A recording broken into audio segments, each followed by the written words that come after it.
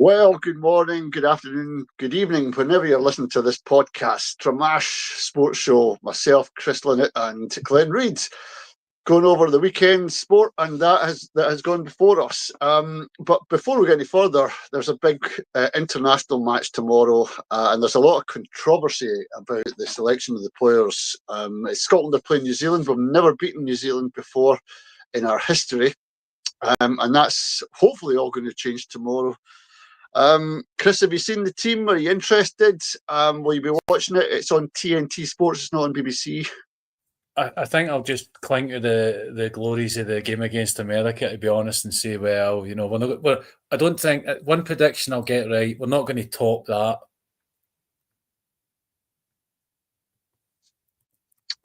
Well, don't know. Glenn, can you hear me all right?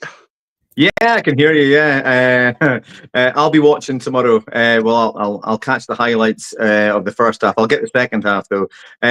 Bit with trepidation. I mean, that is a hell of a record. Played 32, lost 30, drawn 2. I think it's over 120 years we've not managed to beat them. But I don't know about you. We've got an okay chance.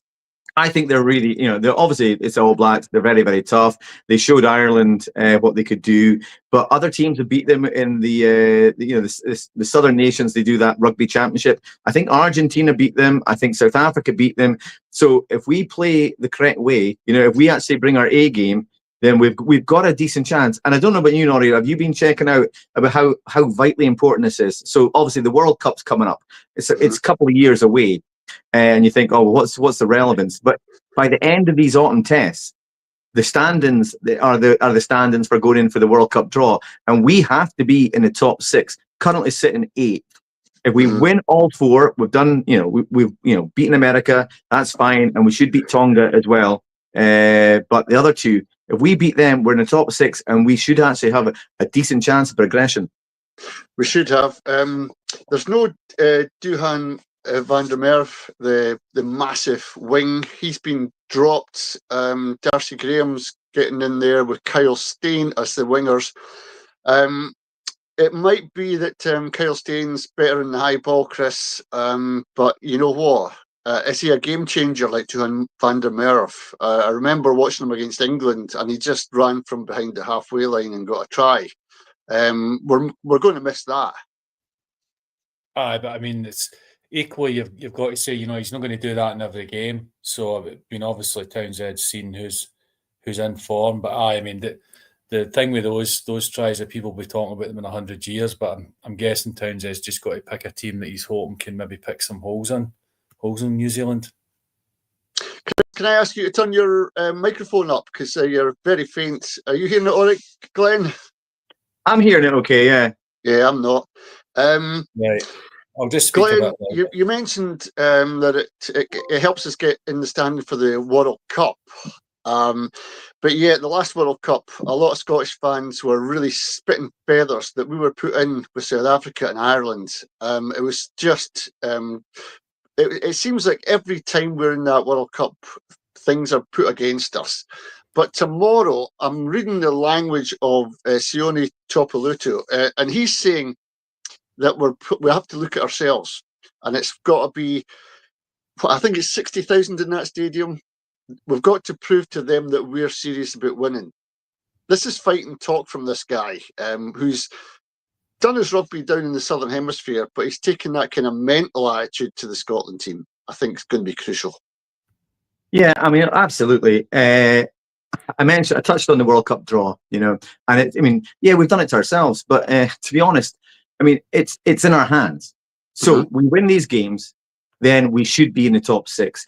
And that's the crucial thing, that as opposed to previous World Cups where there are 4 groups, this time there are 6. So regardless, you're going to have a top tier nation. Winning these 2 games against Argentina and All Blacks, the big difference is we're going to have somebody anyway. We could have Wales, we could have Italy, we could have Japan. Okay, if we win them, we'll have a much easier tier 1. But if we don't, then we as before, we end up with the likes of South Africa, we end up with Ireland, etc. And as top 2 go through anyway, but the knockout stages beyond that it makes it so much more difficult, you know. And let's face it, you want to go deep. The fans want to really have a good tournament.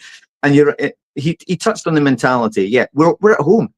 You know, we have arguably got maybe the best squad that we've had in the professional era. You can talk about whether Durham should have been in or whether Kyle should be in. I can see why he's put him in. He's got more defensive prowess. He's better under the high ball, as you touched on before.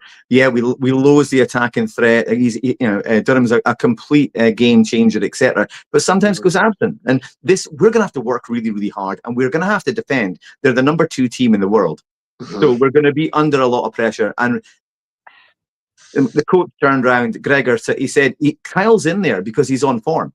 Yeah, and he's got 13 tries and 25 appearances, so he's got a not bad return. So yeah, it's all about mentality. But I don't know about you, but Fagerson is out, and I think he's going to be a big loss. He's probably the most crucial player that is missing for ourselves. Yeah, Darcy, great. I think Darcy. I can't remember the other Darcy. Graham, I think his second name is, but he's he's taken his place. There's a big worry about the new replacement for Xander, Chris. It seems like in the line out and the scrum, Scotland will be up against it, and I think that's why they've chosen a 5-2 split in the subs, 5 forwards and 2 backs, because the forwards are going to be knackered after this. It's where it could be won and lost, I think. Well, I mean, it's going to be a massive test. I don't know what your opinion is, but I mean, was playing America the best prep for this? Really? Nah, you're right. It wasn't it, because if we would have wanted a team that was up against a real physical team and a big attacking threat to us, so we had to defend, we'd have taken something like Tonga or Argentina first, and then maybe got that one second. But the SRU, what do you expect? They'll probably come out and say, well, that's the only time they were available, da-da-da. No, it's not. They always pick the wrong matches, and they always do it the wrong way round, and it doesn't give our players half a chance. So it's a very good point. Was Argentina the best game to start with? No, it wasn't. Because you could say, Glenn, if you would give players a chance to show how they would shine for the next game. And I think Kyle Rowe, Stafford, I can't remember Stafford's second name, but these guys are itching at the bit to play. And now they've been knocked back because others have come into the fray. Rory Hutchinson, plays for Northampton. I don't know anything about this guy, but he's in. George Horn is putting out his skin for Glasgow, but they brought in the guy that's the other somebody else. I can't mind off the top of my head who the players are, but it just seems to me that either Gregor Townsend is a mastermind, a genius, or he's a raving idiot. And that will be determined in the press tomorrow night if we win or lose. Yeah, I can't argue with you there. I thought that when I saw that we were playing America, I'm thinking, it's not in my mind, that's not the proper preparation when you're going to take on the All Blacks, who are any time are a very, very good team. But we want to break this horrible hoodoo they've got over us. Thing is, though, if they go in there, they'll be going in there full of confidence, kind of thing. They know they've got a hell of a match in their hands. They are at home, etc. If they pull it off, then you're right. It's a masterstroke, But if not, and this is what we all fear, then it wasn't proper preparation. I look at the way they've come up, with these 4 matches, how they've approached it. It's almost like a mini Lions tour. They've got 2 squads. There's only 4 players from the team that faced America in the starting lineup for this match, and it's like huge rotation. So you don't actually get any momentum going forward. So it's fine. You can say, well, we won 85-0, etc., blah, blah, blah. But only 4 of those players are in there, and they also know themselves, the players, like I'm not really getting used. I'll be against the tier 2 nations or whatever kind of thing, I'm not in it for that. It is an opportunity to get a cap. It is an opportunity to gain experience, etc. But the nuts and bolts come down when we play the All Blacks and when we play Argentina, and how Gregor manages the squad. It's going to be very interesting. I'll be watching, and I'm intrigued. Yeah, I'll be watching as well. The interesting thing about some of the subs, Jamie Dobie's been picked, Chris, because he came on last week and he swapped positions from, I think he was scrum half, and then he went to fly half, or he went to the wing. He's got multi-talented skills of where he plays. That might be crucial in the second half if we're needing front foot ball, because this guy can play. Well, one thing we'll be needing certainly a lot of energy, but I mean, at that point, second half, I think is more about guys really digging in. To be honest, because when you're tired, you will make mistakes. So yeah, here's hoping. I suppose that's the only thing I'd say.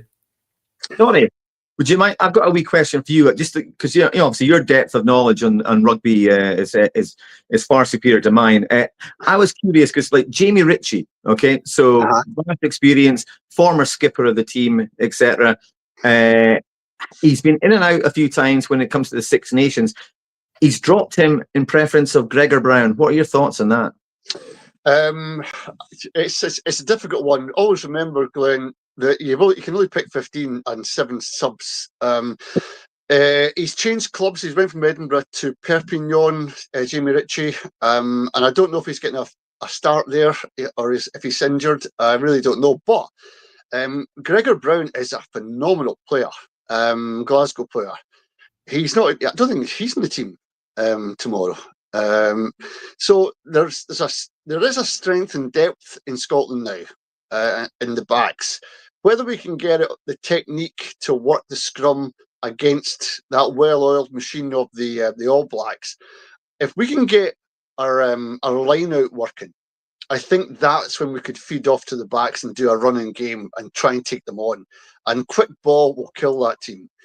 It's getting quick ball, because I know from previous All Blacks games, they'll I'm not going to say cheat, but they'll be within an inch of the law at the breakdown, covering players coming in from the side, nearly the side, and the referee just go, I'll go with it. And then they all pile in once that guy's there. Where Scotland are backing off, playing the rules. Do you know what I mean? They're streetwise rugby players. And I honestly think that if both teams play to their best, New Zealand will win, because they've got, 12 teams to pick from. Scotland's got 2, and maybe somebody that plays for Northampton or somebody that plays over here. We need more teams in Scotland so that we could have more of a strength that the All Blacks have got. And I honestly think that it can be done tomorrow, but something says to me, doubt it. Yeah, key for me is, I mean, you chatted about how the All Blacks will play and they know the rules, etc., and they'll exploit it as best they can. In previous games, when I watched Scotland against the All Blacks, or just when you watch the All Blacks, it's the fact that they have so few handling errors.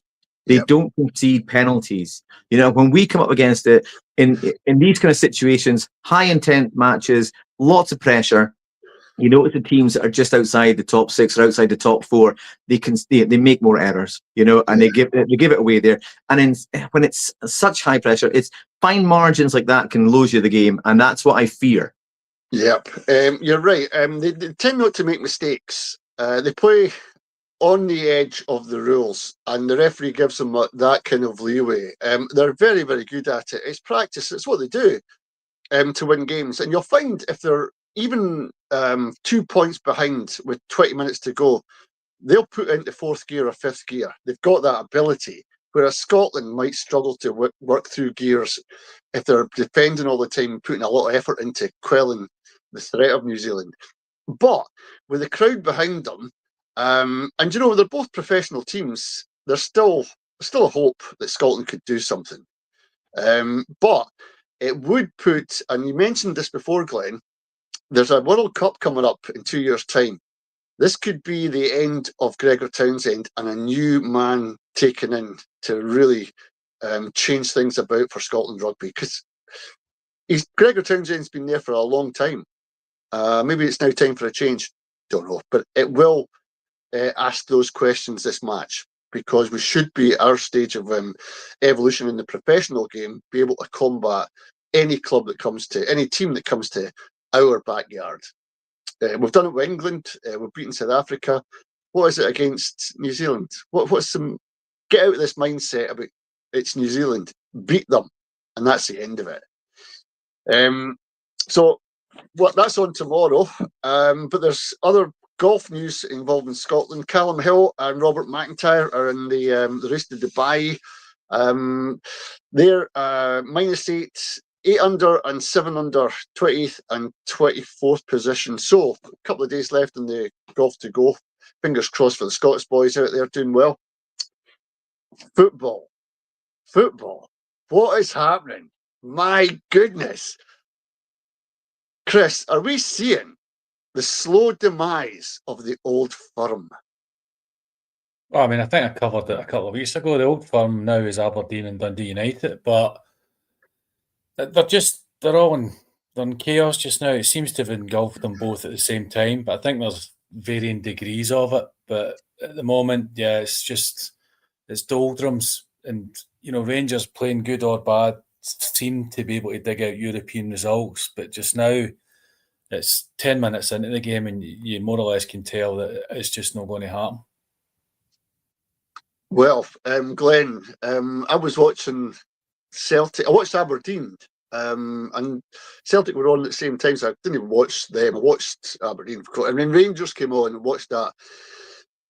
Aberdeen, start with them first, because that's the highlight of last night's football in Europe. I don't know where that performance was hiding, but they came good, and they could have won the game. They could have lost it. It was quite a tight game against Larnaca, AEK Larnaca, who have done big things in this competition.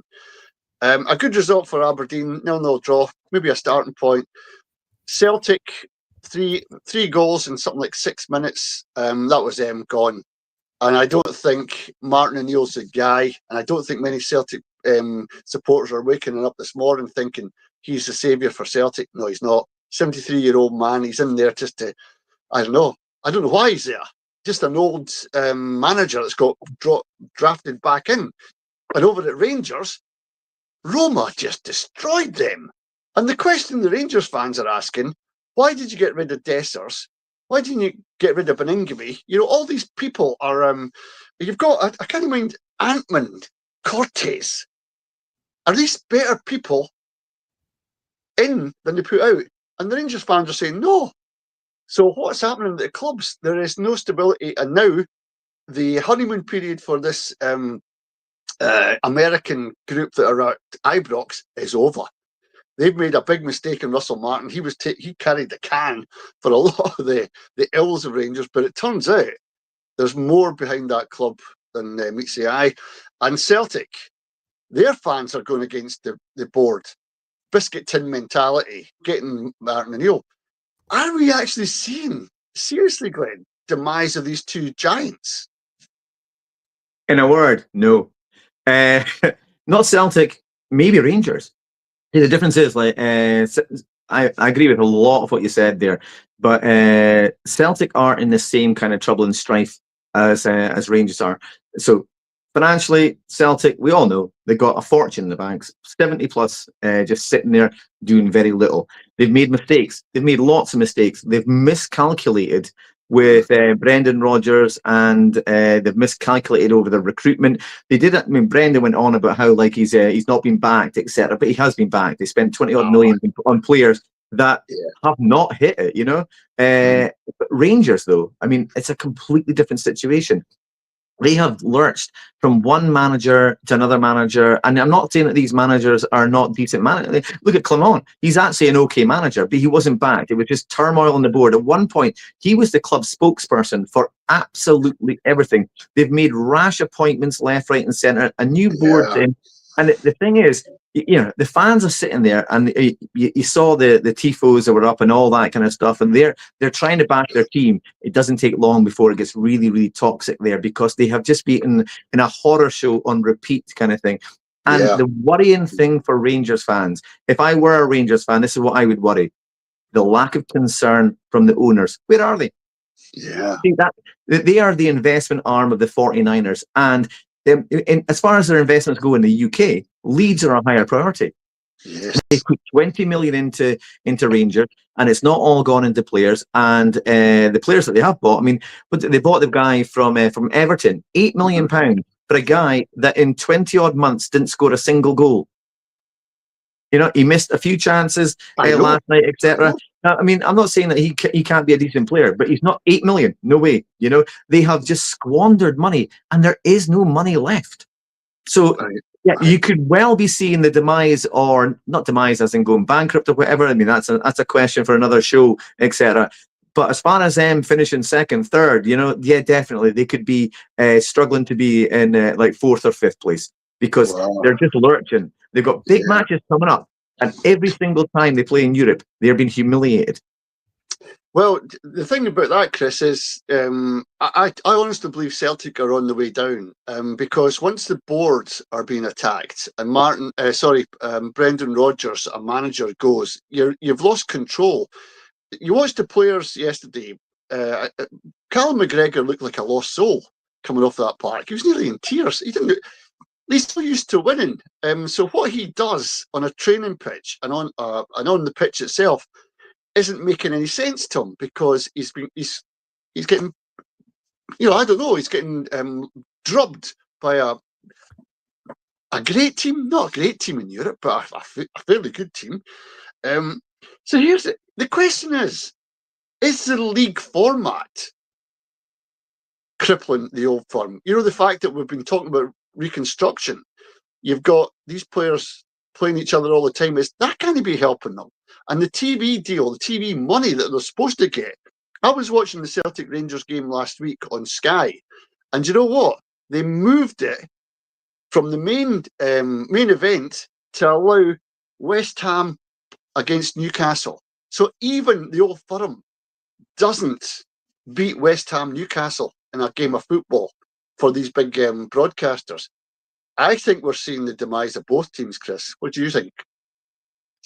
Well, I mean, first thing in Celtic's defence, I mean, Maitland, they're sitting top of the league just now, 100% record. So they've beaten some decent teams, and they're not just all like homegrown Danish players. I mean, there's a lot of South Americans in that team, so that there's a lot of talent. But I think somebody mentioned that they seem to be doing the things that Celtic would want to be doing.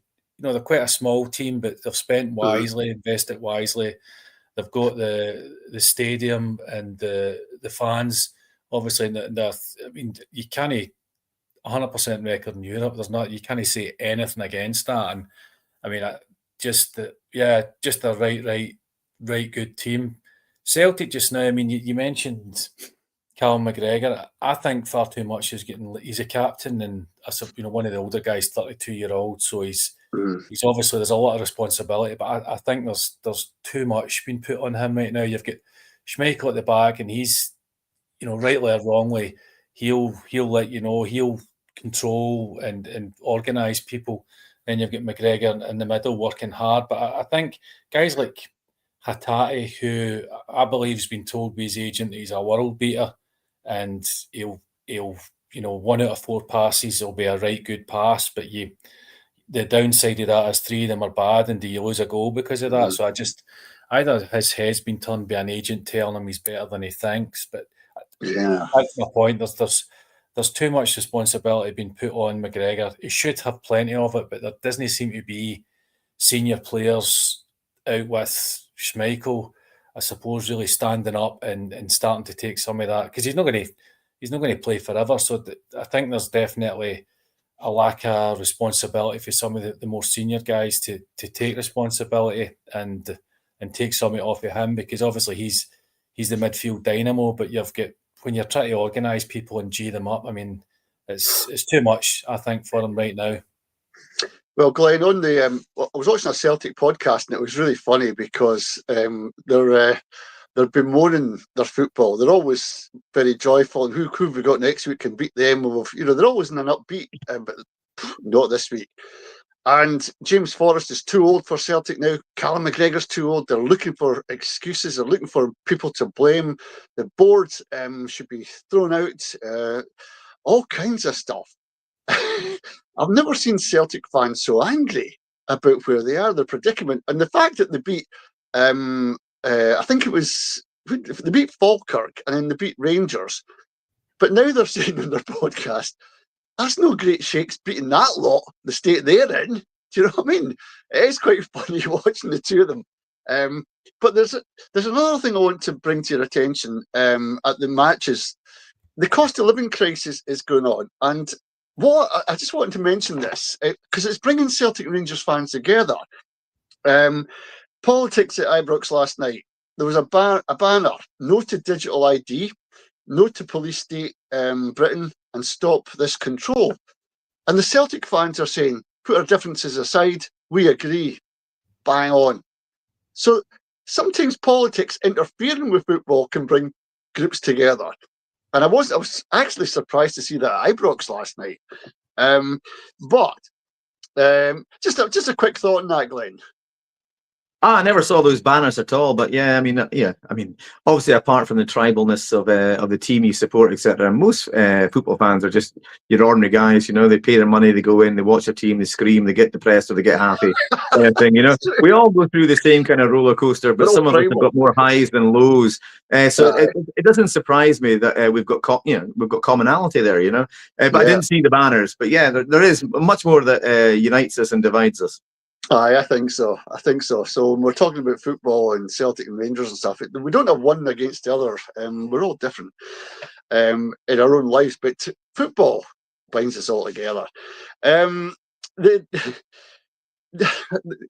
forgot about the quiz, Glenn, from last week. Can you remember what you weren't here? Yeah. The quiz. Okay. I'll give you the question from last week then. Obviously feel free to have a shot. And Chris, you've had a whole week to rethink. Right, so which Scot managed the following teams? Hoyk Royal Albert, Gala Fairydean, Berwick Rangers, Heart of Midlothian, Bradford City, Kilmarnock, and Dunfermline Athletic. And that is in the order that he managed. Is it Jim Jeffries? Yes, it is. Spot on. Welcome back, Nori. The thing that gave it away for me, Glenn, was the borders. And I just remember, and you said Kilmarnock. I was waiting for Kilmarnock to come out of that lot because that's where he went to. And he won. Did he win the Scottish Cup with Hearts? But it was. I remember that guy. Yeah, he lifted the Scottish Cup. Yeah, I think it was Hearts. Yeah. Okay. I'll give you the question for the first one for this week. Okay. Rangers have now lost 7 successive European matches, their worst ever losing run in Europe. But which Scottish club have also lost 7, and which other one holds the unwanted record of 8 consecutive losses in European competition? So Rangers have lost 7 in a row. That's a record for them. But there is another Scottish club that have lost 7 in a row in Europe, and there is one Scottish club who hold the record for the most consecutive defeats with 8. Who are those 2 clubs? Well, I'm tempted to say Aberdeen straight away. Over the fallow years of getting into Europe and not doing much, but I just can't remember if it was 7 or more than that. I'll let that one hang for a while. What have you got, Chris, on that one? I think Aberdeen are one of them, but I mean, I suppose technically they could be both. You know, so some team could be both.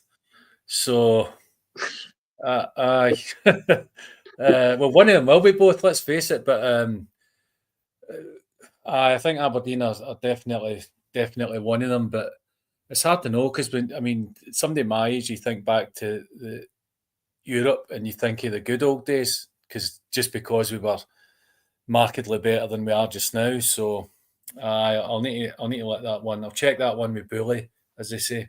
Aye, we'll keep that one hanging, Glenn. That's a cracker. European matches, Scottish team. What was it? 8 went 8 without a win. Yeah, the record is 8 for Scotland, but also one other club is the same as Rangers, and they've done 7. Right, so 8. We're looking for the 8th, and is that 7? Yeah, the other. Yeah, so 2 clubs, 2 awful records. So 7 for one club and 8 is the record for Scotland. Yeah, I'll think about this one. Who gets into Europe quite regularly and gets hammered quite regularly? Well, Scottish clubs, full stop. Yeah, we'll come back to that. There was a game on last week. 2 games last week. Celtic beat Rangers, and they were all cock a hoop. But there was another cracking game that you were keeping me informed with, Glenn, and that was Motherwell St Mirren in the semi-finals of the League Cup. I would, if I was St Mirren right now, Chris, I'd be licking my lips at Celtic in the final.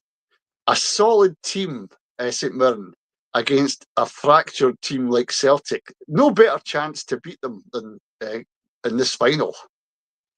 I mean, they turned up at Hampden and just more or less steamrolled Motherwell. I mean, it goes without saying that my prediction was absolutely wrong. So that was mine at the window. But just the way they did it. I mean, it was like Motherwell were lucky to get a goal, really. I know. I don't know. I mean, I think Robinson must just have said, this is your, this is a once in a lifetime sort of thing. I mean, the last time they were there was a few years ago, and I think emphatic's probably the word they would use.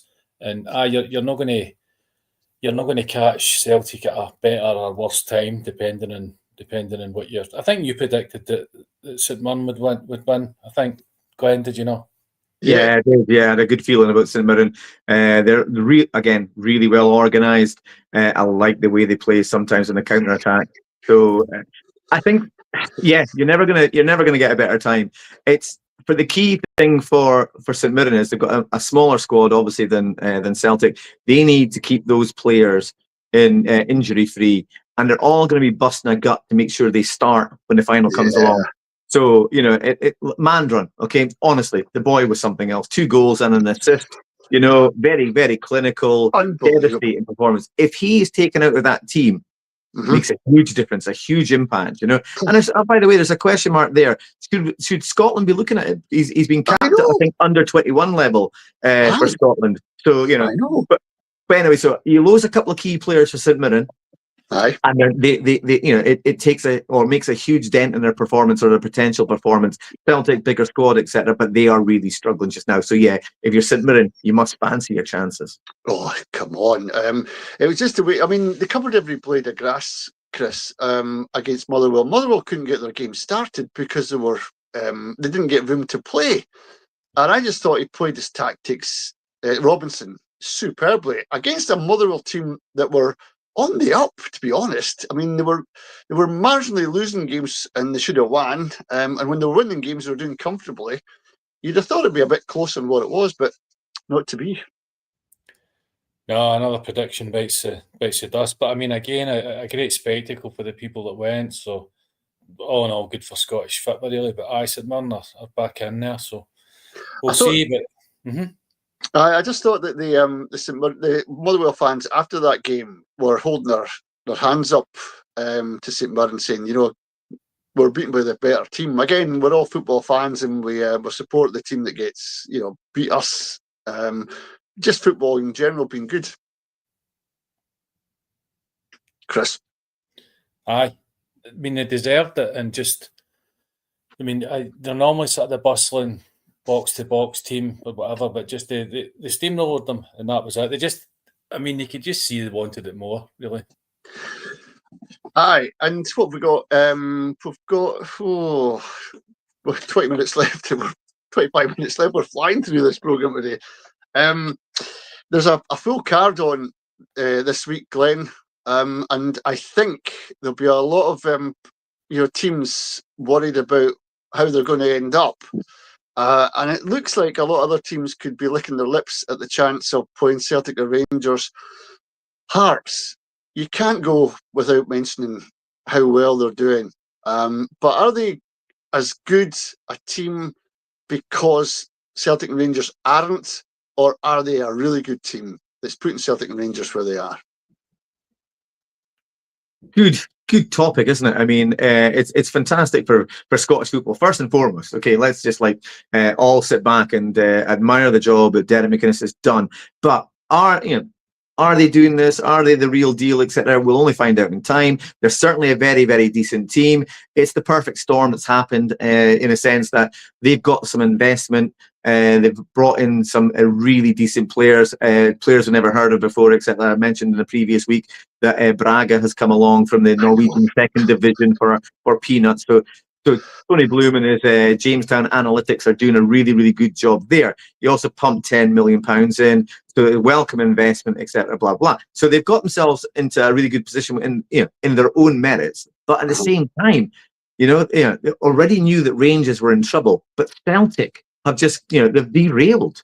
And and that's something they haven't done for quite a wee while. I think you have to go back to when Ronnie was in charge of Celtic, and it was Aberdeen. When Aberdeen put a title challenge in, and for quite a period of the season, Aberdeen were ahead. I think at one point by 8 points, and then they managed to bring it back, and Aberdeen's lack of experience, etc., took its toll. That's the big question mark for me. So they could actually technically go ahead by 12 points this weekend. Because I think it's an hour in between the matches from Hearts finishing and Celtic kicking off. Right. So you fast forward and you get round with the end of February, end of March, they've got a lead. Do they have any players with any experience of actually getting across the line? They don't. So how they recruit in January, and they will have money, but how they recruit in January is the real key to this, because I don't think that current squad wins the league. Because I think Celtic will invest. They have to invest. They need to get a manager in. You mentioned earlier about Martin O'Neill, whether he was the right guy or not. You said he was a 73-year-old, etc. Blah blah blah. Why is he there? He's there because they are waiting to make the right appointment. So he is in the eyes of the owner. He thinks he's probably the best he can get in now. A guy that knows the club inside out. Okay, and and he has got a couple of results, etc. But it's very short in Europe. But they were up against a very good side. But I think you might see them go for the manager of Bodo Glimt. End of November is when the Scandinavian leagues finish, and I think that might be what they're holding out for. But anyway, they're wanting to make sure the next appointment's right. Whoever they bring in will be backed. They're not coming to Celtic to not get backed. So that he's going to have to make funds and big funds available in January. Because the thing is, as we all know, if you spend in January, it costs a lot more than when you spend in the summer. So players, the people buying are the ones that absolutely have to buy. They haven't planned well, and they have to pay top premium for it. Okay, right. I think Jamestown Analytics will already have a host of players ready, and they'll be cheap. So although you could compare them, let's say like Hearts are shopping in Aldi, but actually Hearts are getting very good products in Aldi, whereas Celtic are going to have to go to the likes of Tesco, whatever, pay top premium for it. And will it be too late? I don't know. Yes. I know, that's a very good point. Can we get the answer, Glenn, to the question that we put out? I'm going to say Aberdeen, because I know there was fallow years where we couldn't get much done with Darren Mackey and all those players. You know what I mean? I'm going Aberdeen. You can say fallow years, but I'd say fallow decades. But it's not Aberdeen. Ye of little faith. Hibernian with 7.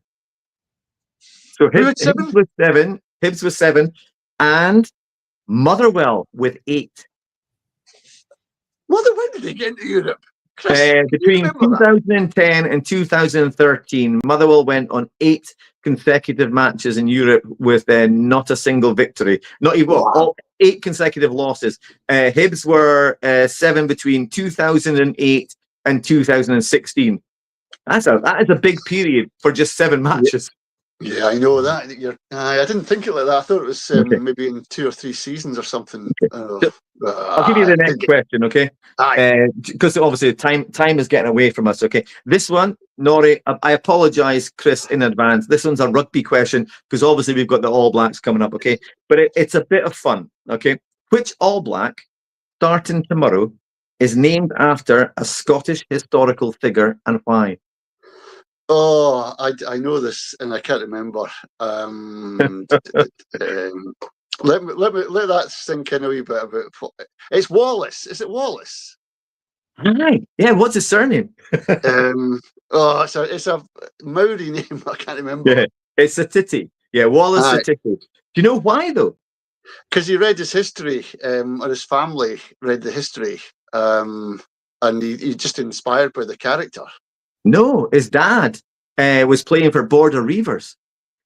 And his dad, and just before Wallace was due to be born, they had to fly back home. But the dad was carried on playing for Border Reivers. But he loved the film Braveheart, so he named him. He said he thought William was too common, so he went with Wallace. Just a bit of fun. Aye. How much of this is true? And just a bit of I don't know. No, Shadow. that's from his dad. That's actually from his dad. I know. Former international. But these stories, Glenn, come out when Scotland are playing New Zealand. We'd never hear about it if it was if he's playing England or something. You know what I mean? You just don't hear these things. The card is on. I haven't got it written down in front of me, but we have got a full card for tomorrow and Sunday. Who's first in that? It's Falkirk versus Livy. Well, that's one you would think I'll not go to see that, Chris. Two clubs, no scoring, defending all right, but I don't know. That seems like a bottom of the table clash. I think we're getting a few phone calls for the Falkirk fans. No, I mean, I said it before they even kicked off in the league. I thought Falkirk would do. I mean, they're sitting fifth just now, but that's that can go. But I fancied Falkirk to do maybe no top six, but I fancied them to go quite far. So I think Falkirk will get maybe a couple of goals. I think they'll win by the odd goal. Honestly, there's a bit about them now, and they've got a few players that can force the issue. So I mean, if I lived near it, I probably would go, to be honest. So I would say Falkirk 2-1. 2-1. Glenn, what do you think? Yeah, I mean, I would kind of disagree with what you said before. No, not you, Chris. Norrie. Falkirk they're the only team in the league. They've got 11 different goal scorers. Aye. Phenomenal. It's more than any other side. And remember, it's Scott Bain. His form has got he's got himself a call up for Scotland, which is brilliant. Aye. Yeah, 3 caps before. It's great to have him back because we actually finally got a keeper who's actually playing week in, week out. So I don't know if Clark will pick him. Probably won't pick him. But it's good to actually have him in there. He's a decent keeper. He was saying he's been reinvigorated playing for Falkirk, etc., playing week in, week out. That's why he left Celtic. He was just tired of being on the bench. Nice getting the wages. He obviously got enough in the bank, so you could actually then go and play for Falkirk. But I don't know. I think there'll be goals. Livy are they're not getting results. 4 defeats. 4 defeats and 2 draws kind of thing. But the last time out against Hibs, it was a 2-2 draw. So they can score, and Hibs have been playing quite well. I think Falkirk will win, but I think Livy will score 2. I'm going to go 2-1. Cool. Both of you going 2-1. Yep. I'm going to go 1 each. I think it'll be a draw. I think Livy will be desperate to put a stop to this bad run they've got. And I think they take a draw at this point and build on it. Falkirk, can they batter down Dunfermline? I'm not sure. Dunfermline are a doughty old team. So I'm going 1 each. 1 each on that one. What's the next one? St Mirren Hibs. This is one team going up and the other going down. Chris, is it? Is that Love Street? Is that Paisley? Yeah, it's in Paisley. Yeah, it's in Paisley. The new St Mirren Stadium. What do you think, Chris? Well, obviously St Mirren will be buoyed by doing Motherwell over, and I mean, people shouldn't need any sort of motivation, but every one of the boys will be gunning for a place in that final. So you've got to think. Yeah, exactly.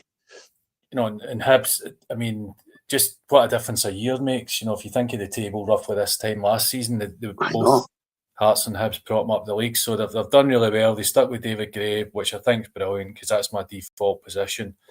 But I suspect both in a decent game, it'll probably be 1 each. I think they'll cancel each other out. What about you, Glenn? I'm struggling with this one. You see, Joe Newell's back. Okay, so he's just back. He's not played since last December, and he was really, really influential for Hibs. Okay, so he's back, but then you and Hibs are a decent team going forward, but they're leaky at the back. And then you've got like a very organised, high-flying St Mirren, not high-flying in the league, but high-flying confidence-wise. Okay, and Hibs struggle when they go to Paisley. I think they've only got one win in 6 there. It screams out draw to me. I mean, St Mirren, as you said, Chris, Every single player there is going to be playing as hard as they can, trying their best. They want to be in the cup final squad. They want to be starting, etc. They've got lots of things to prove. But equally, Hibs sitting third in the league. They're in the shadow of Hearts. They're trying to cement their place. They know that Rangers are struggling. They win this game. It's a really good opportunity to maybe put a bit of distance between them and Rangers. Got a funny feeling it's going to be a draw, 2-2. I've got a funny feeling St Mirren, for both the reasons you state there. There'll be Boyd and there'll be people wanting to prove themselves for a cup final, and they'll be going all out. And I think the way Hibs are playing, I think the counter press that St Mirren put on and the energy they seem to have, I think it'll be enough to get them a win at home. Well, home crowd as well, they seem to work in that. I think it'll be 1-0 or even 2-0, but I'll go 1-0 St Mirren. I think it'll be a good win for them. Next. Oh, it's the Dandies versus Motherwell. Right. This is where I get cold feet and back Aberdeen, because Motherwell are just getting pasted 4-1, and Aberdeen have got a good 0-0 draw in Europe. But that's not the way it works, Chris, is it, with these matches?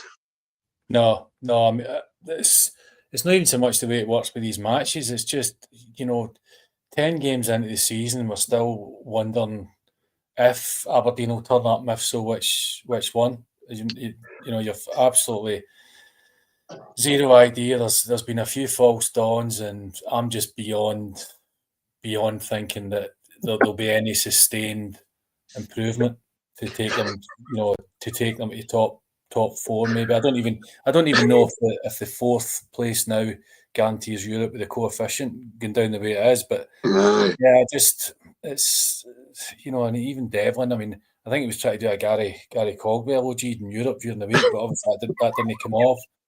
But I don't know. Armstrong's starting to come on to a wee bit of a game, but I think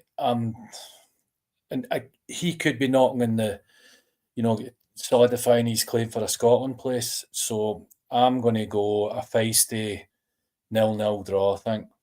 A feisty 0-0. Yeah, I remember Aberdeen were in a great run a couple of years ago, and Motherwell came to town and beat us 3-1, Glenn, at Pittodrie. It was awful watching it. It was just one thing after another. And it seemed like when the first goal went in, the crowd started to get a bit itchy and then the team just collapsed and Motherwell overran us. I'm not so sure that's going to happen this time. I think Aberdeen, the way they played, were a really bit of energy. They knew they had to up their game, which they did. I'm just wondering, does that take it out of you for the next game?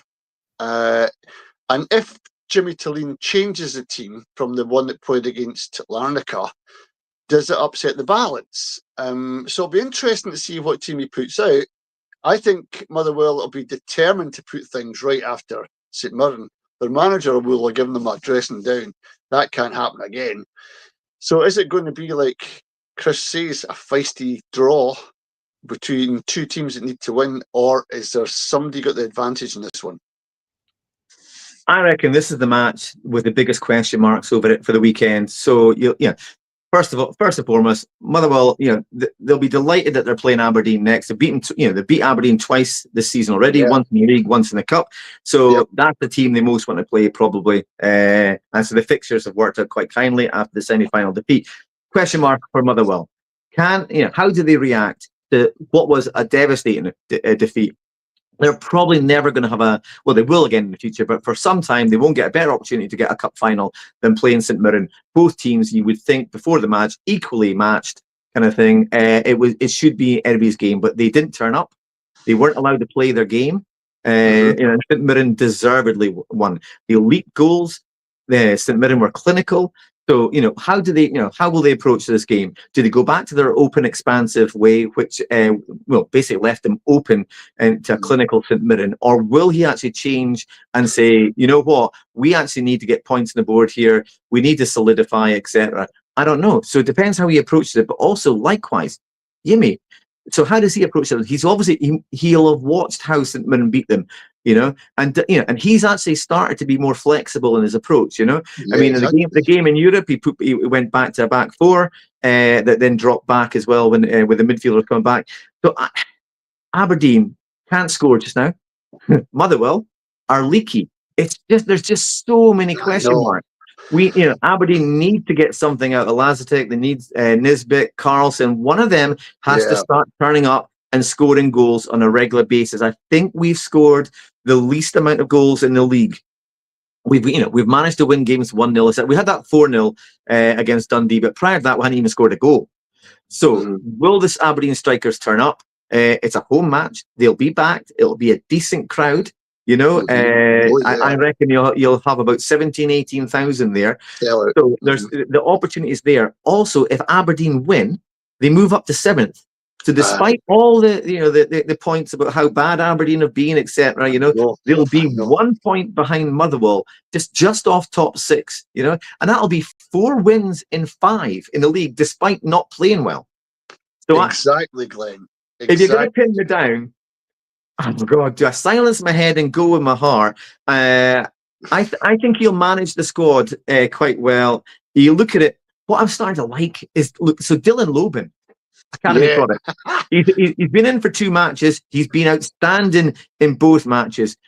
Jack Milne, Academy product. He has been outstanding for most of the season. He's reminding me of Scott McKenna. He wins header after header after header. I wish they would actually learn to head away.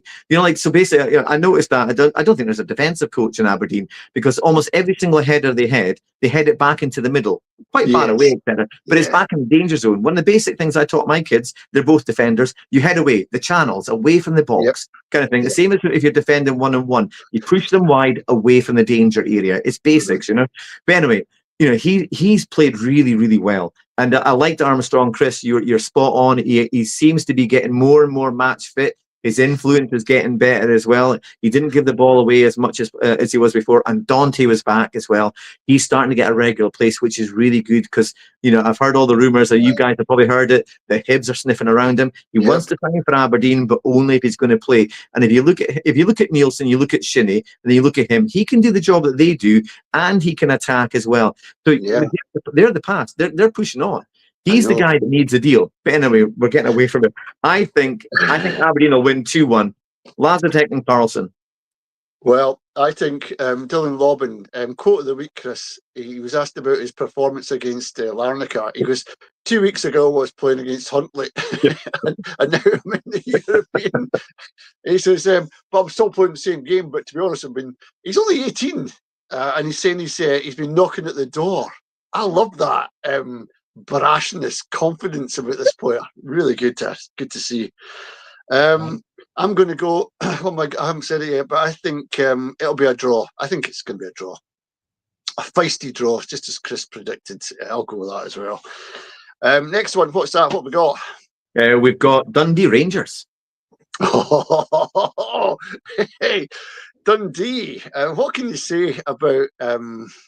They got beat 4-0 by Hearts, and up to about 30 minutes, Chris, I thought they were playing all right, but once the goals went in, the wheels came off, and they just gave up. They didn't have a plan B, I don't think. No, and I mean, Stephen Presley's in the centre of defence. He'll clear a ball and he'll do what's required and all the rest of it. But as far as enthusing his charges, it's just not really. It's like back in the old days he would go through 3 players to win a header, but now he just shrinks back really, and it's as if it's like sort of imposter syndrome. He just feels that as if, should I be here? Should I be doing this? But I mean, I predicted Dundee free fall before they beat Celtic. I just don't see. I think there's going to be a period of games where they're going to go crashing and maybe recover it at some point, but I don't. Even against a team that that have got rightly so zero confidence, Rangers. I mean, Dimitri. The one thing I noted for the other night was when Alan McCoy is sort of talking about your technique and all that and how it's all wrong. You're just at that point you might as well give up. What I would love Alan McCoy to do is to combine that with footage of him displaying the attributes that he believes that this guy should have, because that would be, I'd pay to watch that. But Exactly. Rangers are bad, but one of the things I would say that's going to swing this game is that they're away from home, so they'll be a bit more relaxed than they normally are, and maybe win it by the odd goal. But at this stage, it doesn't really matter. But I fear for Dundee, so I'll say Rangers 2-0. 2-0. Glenn, what about you? So they beat Celtic. Dundee beat Celtic, and they played them really well, and they attacked well. They got the spaces. Couldn't they do that against Rangers? Yeah, totally. You're right. So they beat Celtic, first home win over Celtic since 1988. Haven't beaten Rangers since 2017. They have been gash against other clubs. They got beat by Aberdeen 4-0. But I don't know, for some reason they turned up against Celtic. And if you ever, we've discussed it at length, if you want to play, if you ever want a better chance to beat the Old Firm, it's now, isn't it? So Cameron Congreve, I don't know if you guys have been watching him. I'm really disappointed that he's Welsh and not Scottish, but he's been key to them. He was I think he set up both goals in the Celtic match, or was very influential in them. When he turns up and plays well, Dundee are actually a decent side, but he's a young player, so it depends. I actually think there's going to be a bad reaction from Rangers. They were booed off at half time. You know? I know. Yeah. They haven't got the bounce that they thought they were going to get, etc. Even when they have won their games in the league, they've not won them convincingly either. Players are misfiring. Big money players not doing it. I've got a sneaky feeling. I mean, everything says it should be Rangers, but no, I'm going to go 1-0 Dundee. Do you know this, Glenn? I was watching highlights of a Rangers podcast, and they were saying that Rangers don't play as a team; they play as individuals, trying to figure out what a team should be. And I thought that was a good analysis from the guys. And even they aren't predicting. Sometimes when we do, we rule with our heads, not our hearts. But these guys are saying, "I fear the worst." And this is against Dundee, Chris. This is Rangers fans really worried about a Dundee team. Now I don't know if that's a false state that they're putting themselves in, because then if they win, oh, thank goodness, we're back to normal. But I think there'll be a lack of Rangers travelling support for this one, and that might work into Dundee's favour. I'm going to go 1-0 as well. I think if they get the first goal, I think that'll be... Rangers will panic, and if they can't get near the goal and Dundee park the bus, that's enough. 1-0 for me as well. Have we all given a score there? Yeah, did you? I said 1-0. I did 1-0. I was 2-0 Rangers. 2-0 Rangers. The next one, Glenn, what have we got? Hearts Dundee United. Oh, classic. Hearts. I'm just going to say it. Hearts will win 3-0. End of. Good team. Jim Goodwin can get a good team out there, and he's struggling. His team will only play a half each. Good half and a bad half. It's not enough to beat a good Hearts team. 3-0 Hearts. Right. Chris. that was short and sweet. Well, I mean, you're saying 3. I mean, that's rough. The rough goal average. I know. So why wouldn't you? Honestly, that just the minute. Nobody will ever be able to explain why Aberdeen's, massively good start last season and then the collapse, or Shankland, why he just went off it for forever. But he's obviously back now, him and Braga, and with Devlin in the team. I just think you get a great wee bit of fight. So I don't see them, especially at home. I mean, they demolished Celtic at home. Celtic had equalised and Hearts just strolled on as if nothing had happened. It was a minor inconvenience. That's the way I saw it, with the fans just, literally on the pitch. So I'm thinking that, the Hearts steamroller will keep rolling on. 2-0 Hearts, no reply. 2-0. Glenn, how do you see this? Yeah, look, Shankland now top scorer in the SPFL. Playing well, playing for a place. He's back in the Scotland squad. He'll be wanting to start or pushing as best he can. United, well, remember everyone was giving them plaudits and all that kind of stuff. That's now 1 win in the last 5. Goodwin having to talk to players and try and get the original form that they were in August and September back. I can't see anything but a Hearts win. It's whether it's 2 or 3. I will go 3. They're at home with no reply. Yeah, I don't think Dundee United will be able to push further. There's one more. There's another one? Celtic Kilmarnock. Celtic Kilmarnock. That's going to be another tough game, Chris, for Celtic. Kilmarnock aren't that bad a team. They've lost a couple of games, but they've had some injuries and they've had, I don't know, they haven't played. They've lost a bit of form, but they're still a good team, Kilmarnock. And I tell you, Celtic won't be looking forward to that one. No, I mean, I think Celtic will win, but it could be panic stations until they get their first goal. Obviously, playing at home, the Celtic fans aren't quite as edgy and critical as the Rangers fans, so they'll get a bit more time. European hangover, I don't really buy that, to be honest. And I know, look, you have to, and I don't like saying this, but you have to be realistic. I mean, Maitland, they've won their 3 previous. They're sitting at the top of the Europa League, so they're an unusual name. They always were a solid team. But I don't think Celtic were going to. The other 3 teams weren't going to beat them. But no, I think Celtic will nervously win 3-1, maybe. Aye, and they're still waiting for Jota, and this guy's sadly missed for a bit of flair in the wing. So I think Celtic will run out 3-1, nervy winners. 3-1. Glenn, what do you think on this one? I think it's a perfect fixture for Celtic because, I know what you were saying about Kilmarnock, but to me they appear to be in free fall. That's 4 losses in a row. They were unlucky, really, against Aberdeen, but still not getting the results. And they have got some tough fixtures coming up. So they're obviously playing Celtic, but in the next 5 after that, they've got Hearts and they've got Rangers. They could really be struggling. You could see them in 5 weeks' time, bottom of the league. If they don't start turning it around, I think Kettlewell is going to be under pressure real soon because I can't see them winning this one.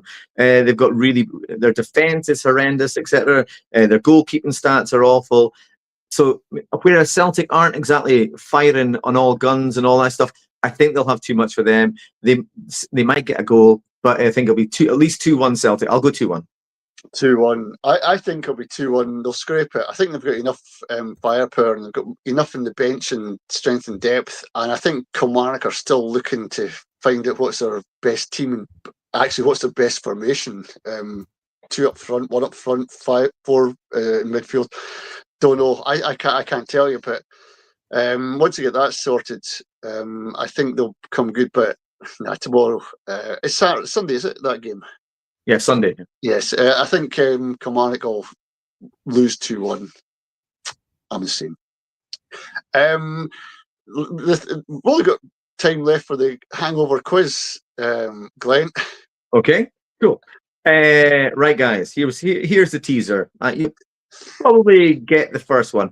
Which 2 Scottish players, 1 male and 1 female, have been nominated in midfield for the 2025 Best FIFA Men's and Women's Team?